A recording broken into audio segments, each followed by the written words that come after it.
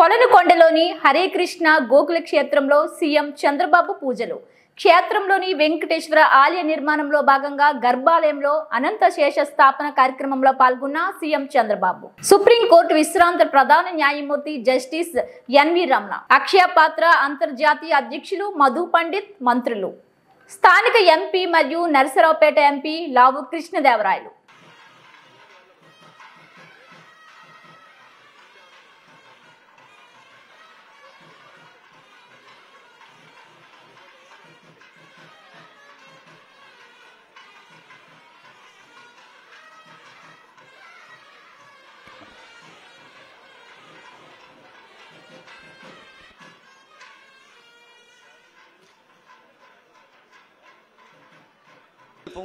అర్చన అనంతరం ఆశీర్వచనం అందుకొని ఈ యజ్ఞ వేదిక దగ్గరకు వస్తారు.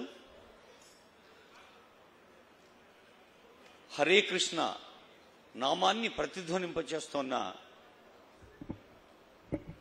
ఇస్కాన్ మనందరికీ తెలుసు, ఈ ఆధునిక ప్రపంచంలో అన్ని దేశాలకు అంతర్జాతీయ స్థాయిలో మార్గదర్శనం చేస్తున్న ఐక్యరాజ్య సమితి యుఎన్ఓ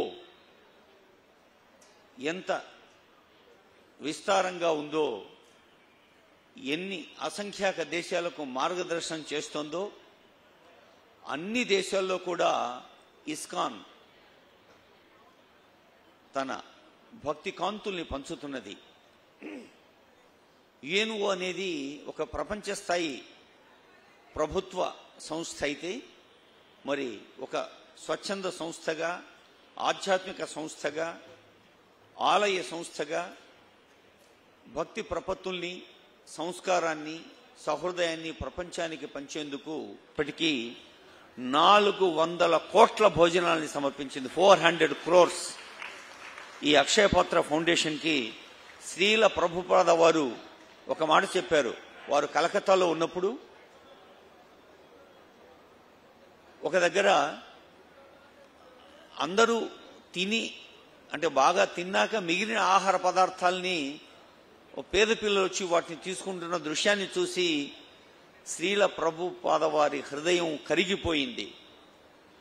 ప్రపంచంలో ఏ పిల్లవాడు కూడా ఆకలితో ఉండకూడదు అని ఆ రోజు ప్రతిజ్ఞ చేసుకొని అక్షయపాత్ర ఫౌండేషన్కు అది స్ఫూర్తిగా నిలిచింది. అక్షయపాత్ర ఫౌండేషన్